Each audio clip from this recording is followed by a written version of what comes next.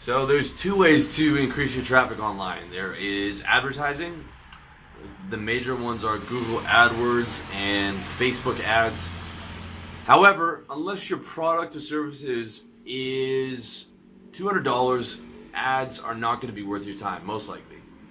An example was in my tech business where we had a $60 product that helped Canadians move that we invented. It was the only one on the market.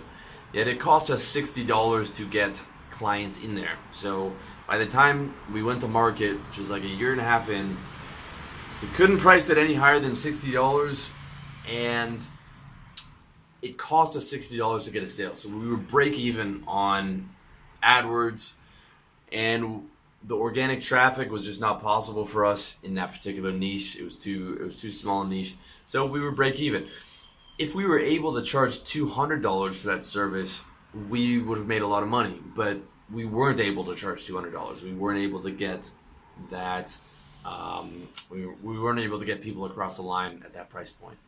So that's a very important thing to know. You have to know how much you're going to charge. You have to know how much advertising costs in your industry. And you want your advertising cost to be, or you want your product or service to be over $200, because chances are over $200 you're going to be able to afford advertising. And if it's more expensive, that's usually better. Although not always. Like real estate, I know it's not online, but real estate is a very expensive service.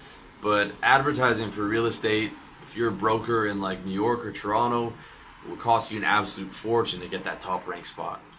So over $200 is where you're aiming for. More expensive is usually better, but not always. What you want is an expensive niche that doesn't have a ton of competition in it, which is why I tell guys when they do a service-based business to niche their type of site. Like if you're doing copywriting, like niche your copywriting for the mining industry or finance or whatever. Like you're the finance copywriting guy, or you're the fucking, I don't know, drop shipping copywriting guy, or the whatever you think is a profitable niche that is less competitive and gives you that edge, right? So that takes you outside of the direct competitors where you can rank higher on Google paid advertising for cheaper if you've niched yourself correctly. All right, that's important. But as I said, above $200, I'll give you an example of where advertising was very effective. It's an offline business, but my buddy was a car broker in Toronto. Basically, he would negotiate your car deal for free, and whatever he saved you off of the sticker price, he would take 20% of that. So on average, he was making like $500 to $1,000 per negotiation because he was very good. He knew the MSRP, he knew how much wiggle room he had, and he would be able to get like, $3, $4, $5, sometimes $10,000 off the price of a car because he's very good at negotiating. And it was a win-win situation where he would only get paid if he saved you X amount.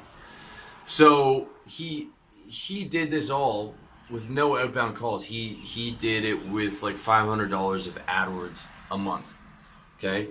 And he would literally make back his entire advertising budget with just one client, which would be at least $500 in revenue, usually more, plus the referral that they would give him, and they would probably come back to him in like 5 or 6 years when they're going to buy a new car.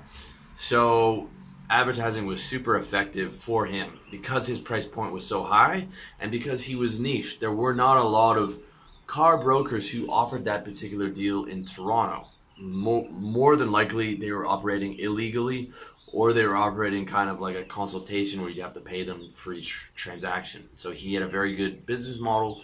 He was niched well, and the paid advertising worked very well for him. All right.